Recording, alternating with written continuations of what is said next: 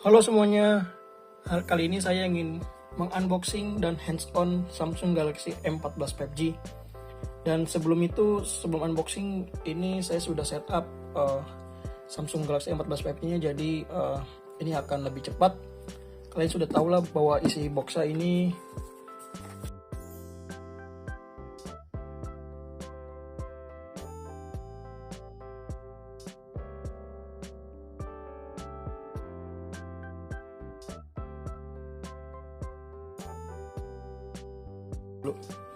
boxnya itu pasti kalian tahu lah, tipis dan tidak ada charger. Ini adalah Samsung M14 5G-nya, yaitu di bagian belakang itu polos seperti ini. Polosnya melihat polosnya ini seperti keluaran Samsung sebelumnya yang udah rilis, yang di global maupun di Indonesia.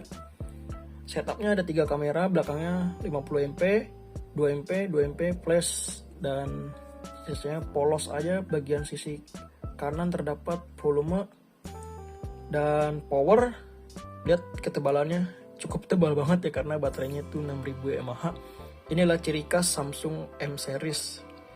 Dan bagian bawah itu ada USB-C portnya dan mikrofon 3,5 mm headphone jack, speaker, dan atasnya tentu ada mikrofonnya menggunakan 2. Dan ini ada slot SIM card. Slot SIM cardnya non hybrid, jadi kalian bisa menggunakan 2 SIM card dan 1 micro SD.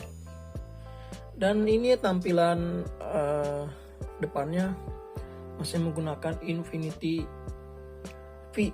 Ini sih yang saya mention ke Samsung bahwa ini memang masih dibutuhkan bagi Samsung ya, tapi lebih baik di tahun 2023 desain tampilan depannya ini tidak lagi digunakan gitu, atau menggunakan Infinity U atau Pansol gitu. Oke, lanjut. Ini adalah bezelnya cukup tebal banget ya, ciri khas smartphone murah 2 jutaan sampai 3 jutaan. Hampir bezelnya memang kurang banyak yang tipis. Oke, untuk pertama ini bahas ukuran layarnya itu 6,6 inch kalau nggak salah ya. Dan ini Full HD PLS LCD 90Hz. Untuk kualitas warna dari PLS-nya Samsung ini cukup baik. Warnanya tidak, selama saya pakai beberapa jam ini, tidak ada mengalami gangguan. Warna kontras, view angle juga cukup bagus. Ya, ini memang ciri khas smartphone murah meriahnya Samsung di kelas 1 sampai 3 jutaan ternyata memakai PLS-nya Samsung miliknya sendiri gitu. Oke, lanjut. Kita akan ke device info hardware. Ini adalah device info hardware yang paling saya terima kasih kepada Samsung, itu masih yaitu mengubah M series ke UFS. Ini sih sudah UFS itu multitasking dan loading game itu loading app akan lebih cepat gitu. Sudah UFS, kalau nggak salah pas saya cek di storage di Antutunya itu dari skornya saya melihat ini adalah UFS 2.1. Dan yang saya miliki adalah RAM 4GB dan varian 64GB. Apakah RAM 4GB cukup bang? Selama saya pakai beberapa jam multitasking sana sini, overall oke aja sih. Kalau mainnya nggak cepat banget ya, kalau sekedar nggak terlalu cepat ini oke banget. RAM 4GB masih bisa ngangkat banget. Untuk sekedar sosial media juga ini masih bisa ngangkat RAM 4GB-nya di Samsung. Menggunakan Exynos 1330, ini sih membuat saya tertarik kenapa hands-on M14 atau beli M14. Kabarnya Exynos 1330 ini cukup baik di Samsung Galaxy M14 5G ini, karena ISP dan performanya juga cukup oke sih kata yang beberapa reviewer. Sudah Cortex A78 dan kecepatannya 2,4 GHz. GPU-nya menggunakan Mali G68. Dan ini adalah Android-nya sudah 14 out of the box ya. Sudah maksudnya Android 13, karena ada loh beberapa brand masih menggunakan Android 12 dan itu masih sangat disesalin. Ayo brand-brand asal Tiongkok apa sih, kalau keluaran HP baru gini menggunakan Android 13 aja gitu. Dan Ini screennya pas saya cek nggak ada mendukung SDR atau HLG-nya, hanya sekedar Full HD aja gitu.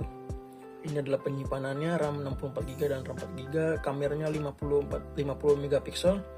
Resolusi videonya bisa hanya mencapai Full HD 30 fps. Pas saya baca-baca, Exynos 1330 ini harusnya bisa mencapai 4K 30 fps. Tapi pas saya baca lagi di Google, Samsung sudah mengeluarkan maksud saya memang harusnya itu 4K 30 fps itu mendukung di Exynos 1330, tapi Samsung ngelimit ke Full HD 30 fps. Menggunakan ISOCELL JN1 milik dia sendiri. Kamera depannya 13 megapiksel menggunakan sensor dari Hynix dari asal Korea Selatan juga. Dan 2 MP nya juga menggunakan Hynix. Jadi 2 MP sisanya itu 3 kamera itu dari Hynix brand. Baterainya 6000 mAh, tapi di database sistemnya itu hanya dibaca 5830 mAh. Ya emang begitu sih, setahu saya nggak genap gitu, itu hanya bilang di perusahaannya 6000, aslinya itu bukan. Sensornya lengkap, hampir semuanya ada. Tentu gyroscope-nya sudah hardware, jadi enak banget buat main PUBG atau game perang seperti PUBG model begitu. Dan lanjut kita bahas One UI. One UI kalian sudah tahu lah seperti ini. One UI itu nggak banyak kustomisasi. Dari One UI 1 sampai 5 memang nggak banyak perubahan, hanya beberapa perubahan minor aja. Seperti ini sudah Android 13. Jaminan update-nya itu mencapai 2 tahun hingga Android 15 dan security update-nya hingga 3 tahun. Ini cocok banget bagi kalian yang ingin memberikan kepada orang tua yang untuk jangka panjang, atau adik kalian yang seperti saya katakan sebelumnya itu untuk jangka panjang. Emang ini cocok banget. Jaminan update itu bagus banget untuk smartphone kelas murahnya Samsung. Tadi pas saya cek, ini ada pembaruannya itu 300 MB. Ya kalian bisa bacalah perubahannya itu apa aja. Pas saya cek, pas di unboxing ada update. Itu saja sih yang saya sampaikan mengenai M14 5G ini. Untuk kesimpulan sementara itu, memang pas saya ambil foto dan videonya, memang benar sih yang dikatakan orang. ISP dari Exynos 1330 di M14 5G ini cukup baik ya, nggak bagus banget, tapi bisa diandalkan di situasi tertentu gitu. Ntar saya kasih sampel fotonya di bagian unboxing ini.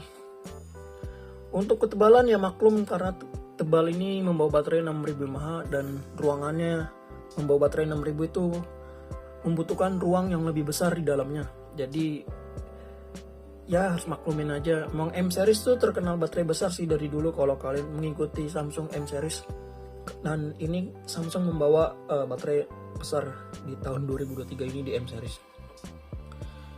Ini dituju untuk siapa sih sebenarnya M series ini? Yang pertama yang saya tahu tentu untuk pekerja lapangan yang membutuhkan baterai besar, awet. Exynos 1330 atau Exynos sendiri itu memang terkenal dengan optimalisasi daya tahannya yang cukup baik. Dan layar IPS ini tentu nggak tahu ya, ini setahu saya mungkin PLS atau IPS memang lebih awet dari AMOLED. Saya belum nemu jurnal atau penelitiannya apakah benar AMOLED atau IPS lebih awet dari AMOLED. Kalau tahu kalian bisa komen aja di bawah. Dan yang kedua itu untuk admin atau HP kedua bagi kalian yang memiliki grup WhatsApp yang nggak mau keganggu di HP pertama kalian sendiri. Untuk admin emang ini cocok banget, 6000 nggak usah ngecas seharian penuh gitu. Pas saya unboxing itu baterai sisa 30% dan saya cas pakai charging ori-nya Samsung 25 watt, itu makan 1 jam 40 menit. Ketika saya coba tes menggunakan charger 67 watt dari Xiaomi itu makan 1 jam 50 menit lebih. Hampir 2 jam lah intinya. Intinya hampir 2 jam. Memang maklum baterai 6000 mAh membutuhkan charging yang cukup lama. Udah gitu 25 watt, lama banget. Untungnya Exynos 1330 daya tahannya juga cukup baik. Mungkin itu saja sih yang bisa saya sampaikan mengenai Samsung Galaxy maksud saya M14 5G ini. Nanti di reviewnya saya akan membahas hal-hal yang minus dan plusnya. Ada sih yang saya mention, yaitu dari One UI-nya, walaupun gak banyak, minor banget sih. Ada hal yang gak saya harus mention ke Samsung. Dan tentu Exynos 1330 juga harus di-mention. Dan RAM 4 GB nya apakah cukup?